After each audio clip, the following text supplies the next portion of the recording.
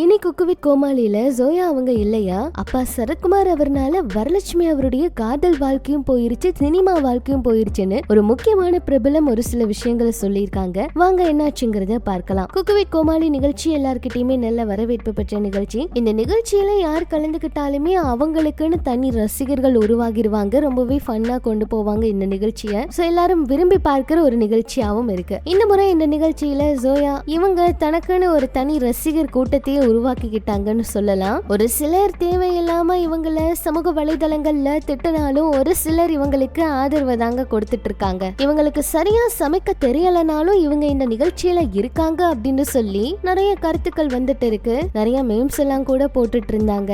அந்த வகையில இவங்க கடந்த வாரம் குக்கு வித் கோமாளி நிகழ்ச்சியில கலந்துக்கல.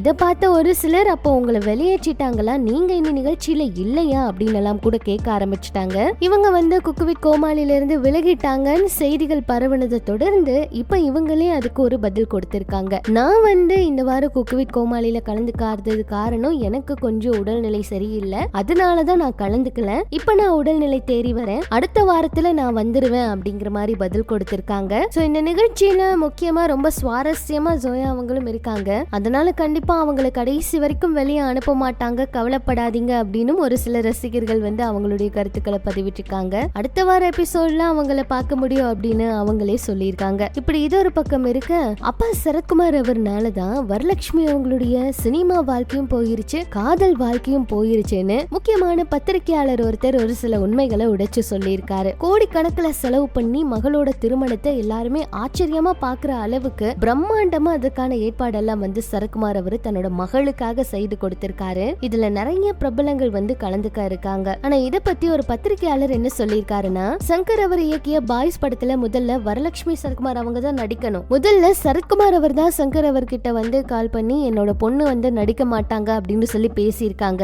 அதுக்கப்புறம் தான் ஜெனிலியா அவங்களுக்கு அந்த வாய்ப்பை கொடுத்து அவங்கள நடிக்க வச்சிருக்காங்க. அதுக்கப்புறம் விஷால் அவங்களும் வரலட்சுமி அவங்களும் காதலிச்சாங்க. அவங்களுக்குள்ள பிரச்சனை வந்தது நடிகர் சங்க பிரச்சனை தான். அந்த பிரச்சனை காரணமா தான் இவங்க ரெண்டு பேரும் பிரிஞ்சுட்டாங்க.